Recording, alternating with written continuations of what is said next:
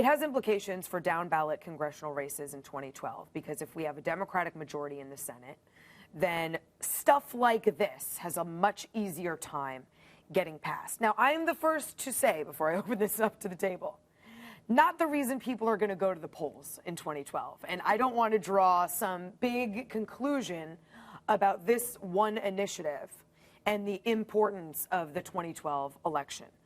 But it is something to think about, especially as the effort toward gun control is ramped up cyclically every year or every time something like Trayvon Martin or Gabby Giffords happens. So can I ask you a quick question? I might not know the answer, All right. but yes, you can. This arms trade treaty, Yeah. It looks to establish, quote, common international standards for the import, export, and transfer of conventional arms. Yeah. Is this even possible to have a common international standard? And what does this really mean? I mean, I look at Russia supplying arms to Syria. Would it have an impact on that? What does Well, this that always aim comes to up when you accomplish? talk about what the UN wants to do and is capable of doing, right? Right. I mean, lofty goals, whether it's an international court or a group like the UN, who follows that? I mean, there's not no usually our friends, right? exactly. But our enemies. So that's certainly a concern here. You mentioned the possibility of it being toothless, and I think that it's almost intentionally toothless because there'll be no enforcement mechanism for this. So what you have is a treaty in which everyone's essentially on the honor code here. And Amy raises the issue of Russia, Syria, these countries, Iran, countries that may be involved in illegal arms exports, regardless of whether they'd become signatories to this treaty if it were to pass.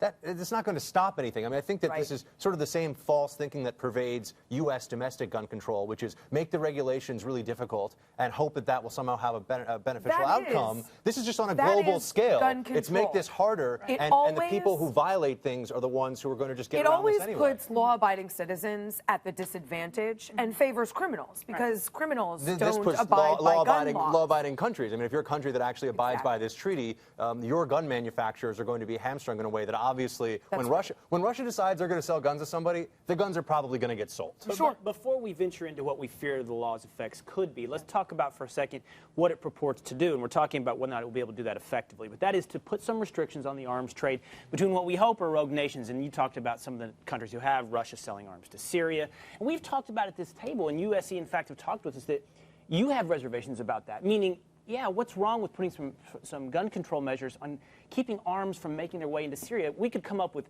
dozens of examples. China selling weapons to the Sudan, to use in Darfur to annihilate Darfur citizens. So this is a problem.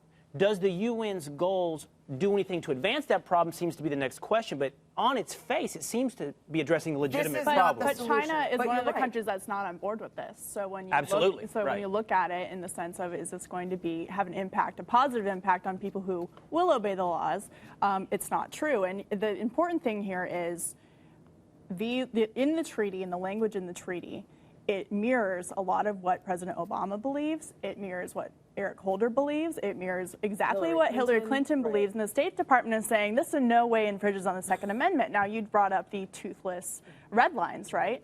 Well, they say uphold the Second Amendment, don't infringe on that. But what do people like Eric Holder, Barack Obama, and Hillary Clinton think that means? Eric Holder has already said he disagrees with what a lot of the Supreme Court has done in ruling on Heller and the Chicago case.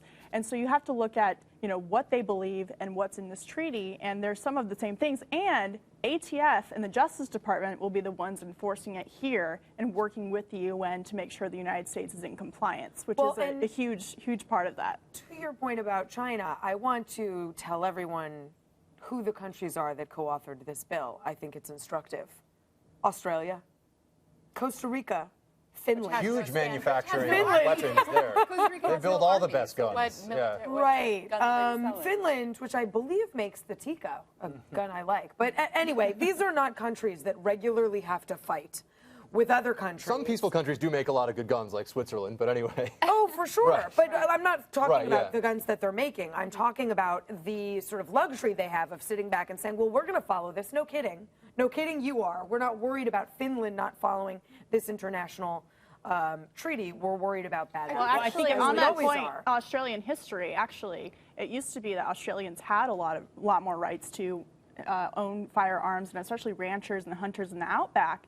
In the 90s, in 1995, 1996, Australia pushed through a national gun ban, and everyone had to turn in their guns. These ranchers are allowed to have one rifle and one pistol, and if they want more, they have to go to the government and ask. And guess who was behind that national push? The UN.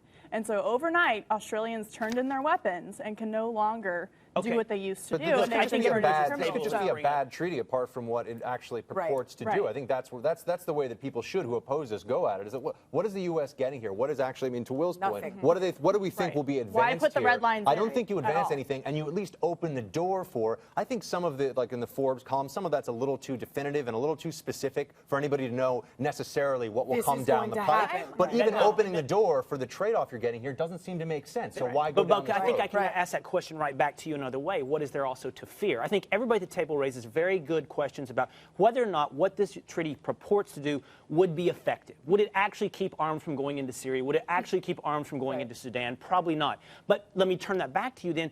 What is there to fear? Katie, you said there's language in this treaty that Second Amendment advocates in the United States should begin to fear. And this Forbes article, well, I think you should be aware of it and push back on it, but you shouldn't say that you're scared of it. It's not a fear thing. It's about pushing back and not letting them gain a mile when you're giving them an inch. Well, this Forbes article puts forward very specific fears for Second Amendment advocates, and of which I would consider myself one. But I need to know exactly what it is from this treaty that is going to make its way, which treaties, international treaties, do make their way into U.S. law, into U.S. court systems, but what is it in this treaty that we should be on the lookout for? What is there to fear? And I don't see it.